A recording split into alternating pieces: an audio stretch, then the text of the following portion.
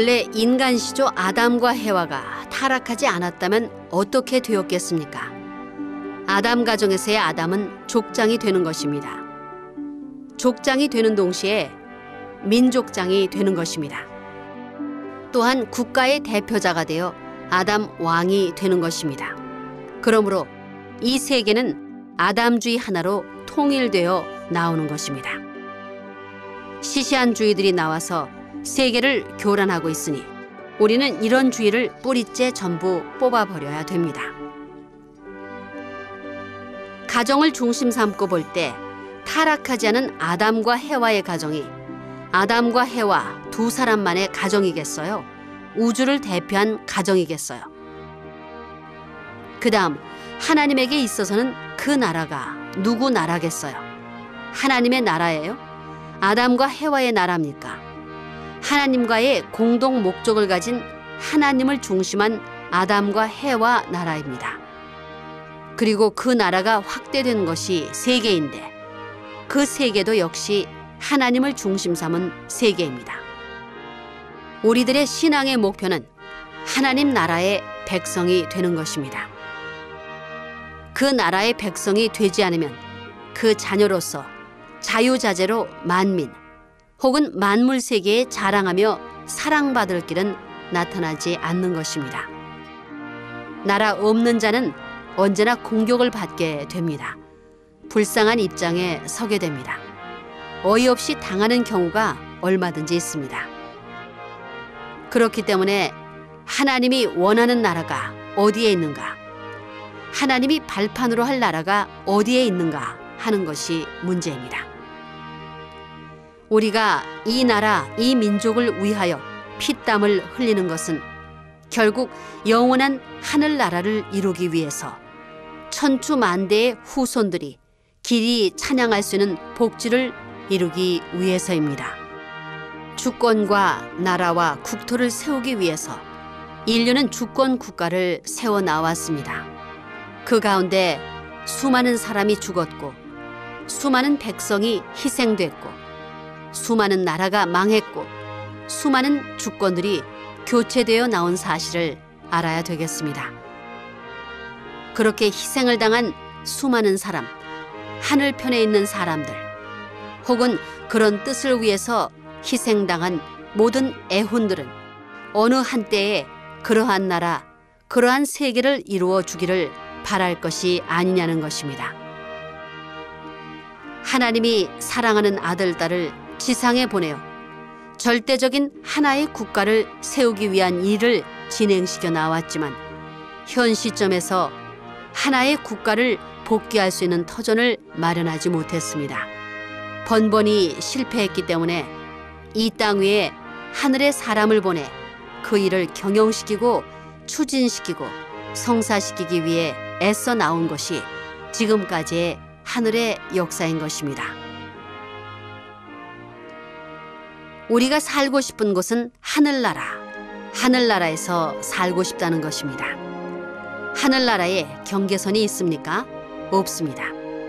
하늘나라에서 쓰는 말이 둘입니까? 아닙니다. 인종의 차이가 있습니까? 없습니다. 그럼 하늘나라는 무엇입니까? 사람은 전부 다 하나님의 품에서 태어났기 때문에 인류는 전부가 형제입니다. 하나님을 중심 삼고 보면 하나님의 아들, 딸이니까 전부 다 형제고 지상 천국을 중심 삼고 보면 백성입니다. 지상 천국의 국민이라는 겁니다. 백성이라는 겁니다. 원리는 영원한 역사를 통해서도 변치 않는 진리입니다. 이것은 어떤 위인의 권세나 국가 권력으로도 변경시킬 수 없으며 세계도 하나님도 변경시킬 수 없는 것입니다. 과거, 현재, 미래에 걸쳐 변치 않는 진리라고 한다면 이것은 인간이 본래부터 바라는 이상적인 가치를 갖고 있음에 틀림이 없습니다. 이 원리에 의해 부활된 사람들이 국가를 초월하고 세계를 초월해서 하나가 되면 모두가 형제인 것입니다. 거기에는 백인도 없고 흑인도 없고 황색인도 없습니다. 흑인이라고 해도 피부색만 다를 뿐 모두가 똑같습니다. 뼈도 같고 살도 같고 피도 같고 마음도 같습니다. 피부색만 조금 다를 뿐인 것입니다. 그것은 기후와 환경 때문에 달라진 것이므로 어쩔 도리가 없는 일입니다. 종교를 중심으로 정신면을 중요시하면 물질적인 조건을 박차버립니다. 동양은 정신 문화를 중요시해 모두가 외적 기준을 박차버렸습니다.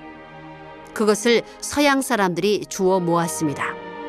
미국을 비롯하여 서양의 많은 나라들이 외적으로 잘 살게 된 것은 동양의 물질적 조건을 모두 원조받아 서양 문명을 발전시켰기 때문입니다. 그러나 그것이 한계에 도달하고 있습니다. 그리고 동양의 정신 문명도 한계에 직면해 있습니다. 동양은 점점 서양 문명, 물질 문명을 요구하게 되었습니다. 서양은 또한 동양 문명, 정신 문명을 요구하게 되어 이것들이 서로 교체되는 시점에 서 있습니다. 바로 수수작용을 하고 있는 것입니다. 인간에게 있어서 제일 어렵고 힘든 길이 무슨 길이냐? 천국 가는 길입니다. 이 길이 제일 어려운 것입니다. 이 우주 가운데서 인간에게 제일 어려운 길이 어떠한 길이냐? 천국 가는 길이 제일 어렵다 이겁니다. 예수님이 천국 갔습니까? 낙원에 가 있습니다. 천국 가는 대합실에 계시다 이겁니다. 그러니 그게 얼마나 어려우냐 이겁니다. 그러면 하나님은 천국에서 살고 있느냐 이겁니다. 아니라는 것입니다. 그러면 역사 이래 천국에서 사는 사람이 누가 있느냐? 하나님이 못 살고 그 아들이 못 사는데 누가 천국 가서 사느냐 이겁니다. 천국 가서 사는 사람이 있느냐? 없다는 것입니다. 그러니까 제일 어려운 길입니다. 하나님이 제일 좋아하시는 것은 사랑의 문화입니다. 하나님이 돈이나 권력, 지식 등이 필요합니까? 좋은 집을 설계하여 짓기 위해서는 벽돌도 필요하고 문짝도 필요하고 많은 재료들이 필요하지만 그 중에서도 가장 중요한 것은 그 집을 완성시키는 종합적인 완성미를 갖추는 것입니다. 인간에 대해서 하나님이 바라시는 가장 큰 소망은 돈 많은 것, 학자 되는 것이 아닙니다. 성경 말씀대로 내 마음을 다하고 성품을 다하고 뜻을 다하여 주 너희 하나님을 사랑하라 하셨으니 그것이 첫째 되는 계명입니다. 둘째는 내 이웃 사랑하기를 내 몸과 같이 하라 하셨습니다. 놀라운 말씀입니다. 하나님의 절대적인 사랑을 중심으로 절대적인 남녀가 합해서 절대적인 문화를 창건해야 합니다.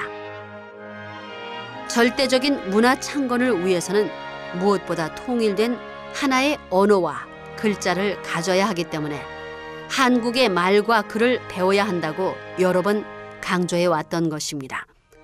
문화 창조와 발전은 말과 글에 의하여 전달되기 때문입니다. 앞으로는 말이 문제입니다. 선생님이 지금 한국말로 하니까 상당히 힘들 것입니다. 앞으로 통역이 없으면 어떡하겠어요? 여러분들이 나한테 배워야 되겠어요? 내가 여러분들한테 배워야 되겠어요? 선생님이 하는 한국말을 배우면 선생님을 통해서 더 깊은 것을 배울 수 있고 더 가치 있는 것을 가질 수 있기 때문입니다.